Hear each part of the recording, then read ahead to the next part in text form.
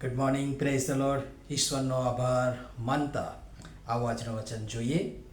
કેમ કે જે સારું હું ઈચ્છું છું તે હું કરતો નથી, પણ જે ભૂંડું હું ઈચ્છતો નથી તે હું કર્યા કરું છું.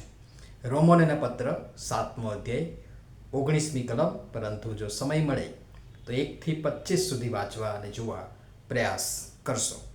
આજનો વિચાર. ખ્રિસ્તમાં અતિ પ્રિયવાલા મિત્રો, પ્રભુ ઈસુ ખ્રિસ્તના શ્રેષ્ઠ નામમાં આપ સર્વને સવારની પ્રેમભરી સલામ.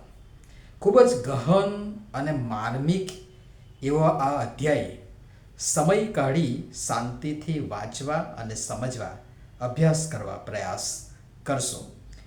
પાપની હાજરી માણસને કશું જ સારું કરવા દેશે નહીં. કરવું હશે તો પણ નહીં કરવા દે.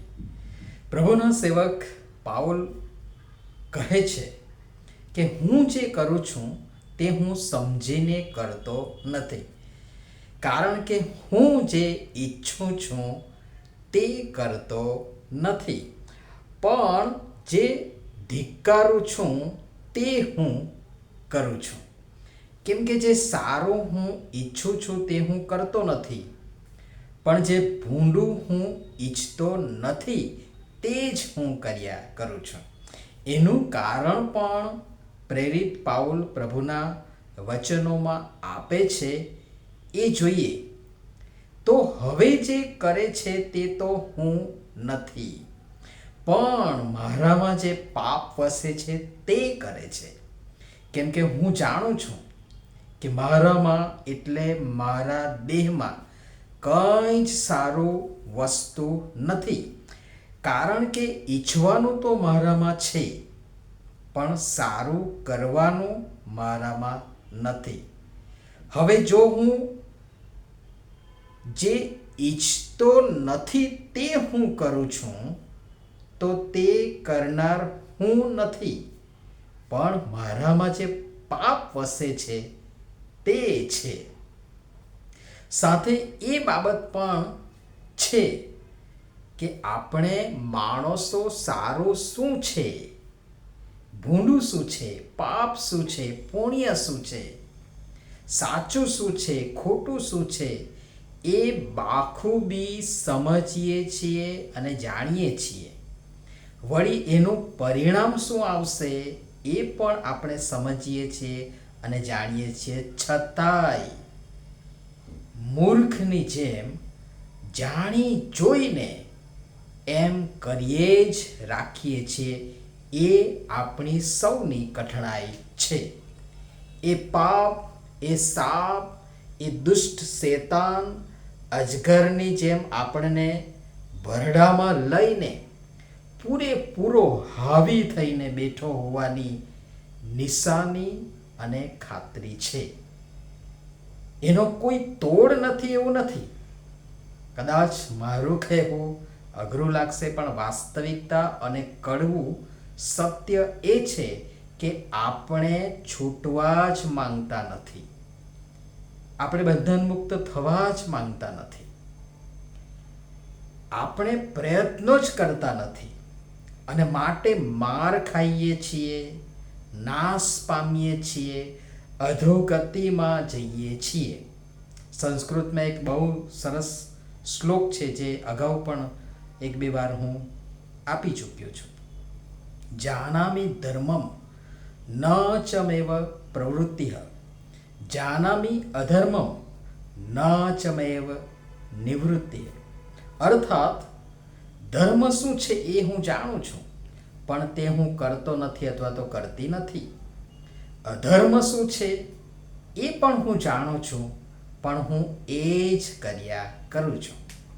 આ બધા જ વચનો અને પ્રેરિત પાઉલના પોતાના અનુભવનો નિચોડ એ છે કે આપણને સારું કરવાનું મન પણ થાય છે, ઈચ્છા પણ થાય છે, પણ તેમ છતાં જેને આપણે પોતે પણ ધિક્કારતા હોઈએ, જાણતા હોઈએ, સમજતા હોઈએ, એનું પરિણામ શું આવશે એ પણ જાણતા હોઈએ કે એ ખોટું છે, ભૂંડું છે,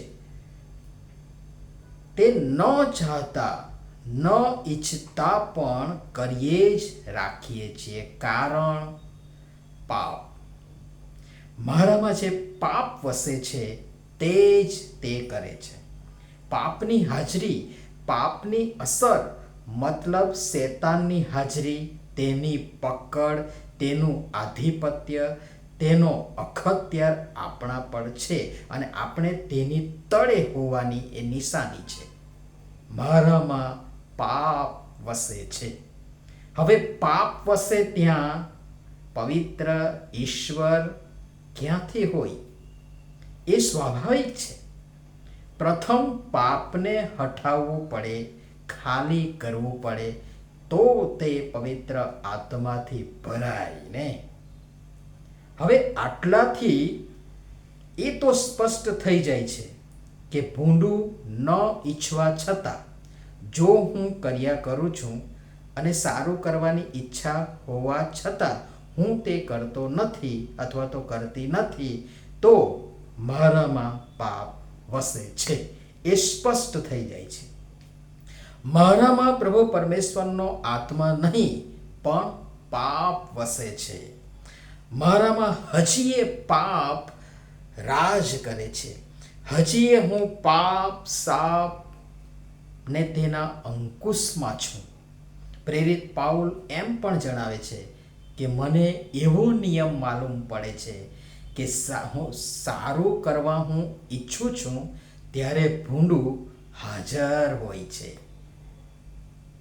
અને મને એમ કહેતા જરા પણ અતિશયોક્તિ લાગતી નથી કે આપણે બધા જ મોટે ભાગે આ જે સારું અને ભૂંડું એ બે જણાની હાજરીની નોંધ લેતા હંમેશા ભૂંડાની જ પસંદગી કરીએ છીએ, કારણ ફરીથી હજી પણ આપણે એ ન દેખાતા એવા અદ્રશ્ય અને ગુપ્ત તથા છેક ભીતરના ભંડારમાં ભરાઈને હૃદયના દ્વારે સંતાઈને સંકોચાઈને બેઠેલા પાપના બંધનમાં આપણે બંધાયેલા છીએ.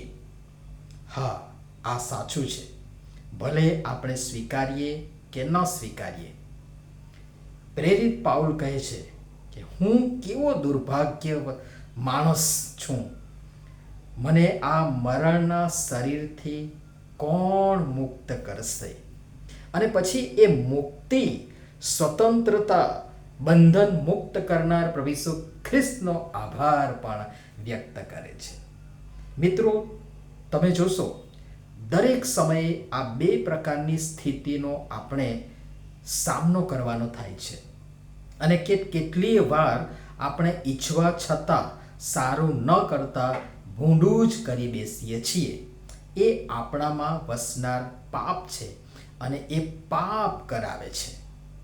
અને તેથી હજી પણ સમય છે પાપના આવા બંધનથી મુક્ત થઈએ, જેથી જે સારું છે એ આપણે કરી શકીએ.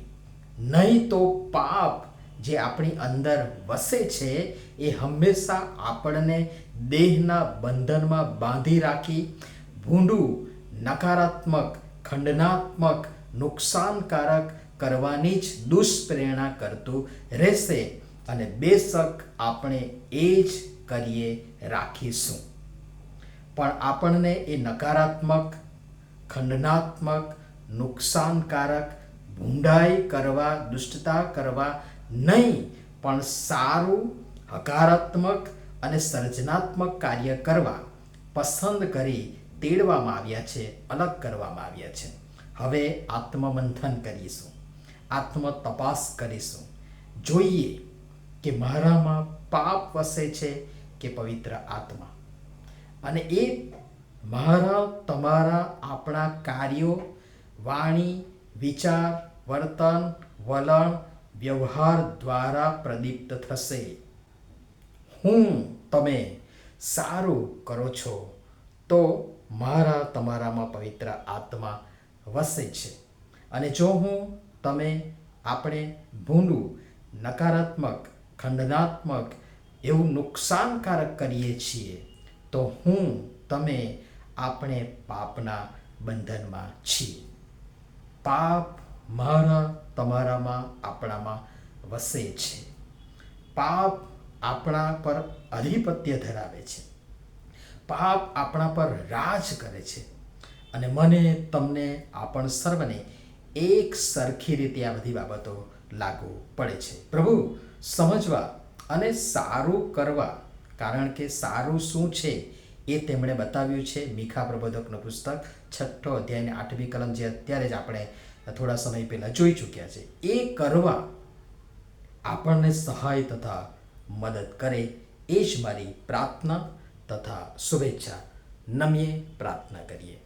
પ્રેમાળ પિતા, સારું અને ભૂંડું બંને અમારામાં છે. વચનના પ્રકાશમાં સારું કરવા કૃપા કરી અમારી સૌની તમે સહાય તથા મદદ કરો. પ્રભુ ઈસુના નામમાં આમેન. ધન્યવાદ.